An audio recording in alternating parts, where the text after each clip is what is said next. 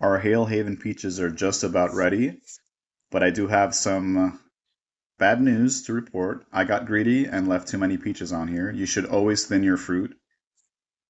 What will happen is you'll get breakage, what happened here, and your fruit will be small. So the recommended amount of peaches per branch is, I believe, 1 peach per 6 inches, which will ensure your fruit gets enough nutrients. However, the spraying seems to have paid off, so we went completely organic, same as last season. Last season I just used the bags. This season I sprayed the kaolin clay and the diatomaceous earth, hope I'm saying that correctly, as well as the last couple of weeks I've been using sulphur with pyrethrin. The sulphur keeps fungus and pathogens off the fruit, and the pyrethrin will kill insects on contact. So here I'm just feeling for a ripe fruit, and this one is coming off easily, so it's just there.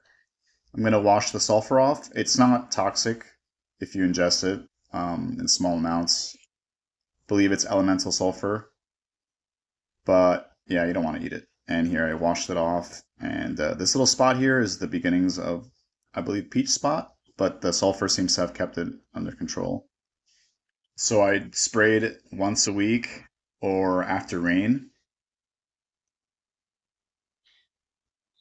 and there don't seem to be any surprise worms in here. So this variety is supposed to be a freestone, which means the flesh comes off easily off the pit, and it appears to do just that. So I don't mind the size. I mean, plums are pretty much the size except for the pit here, and you can always process them or just eat them like this. The remaining fruit will get a little bit bigger, but not significantly more than this. I'll link last year's harvest to this video so you can see what the peaches will look like a little bit bigger. But yeah, definitely we'll keep this thinned next season, as much as it hurts to throw fruit away. So hope you learned something from this video. I sure did.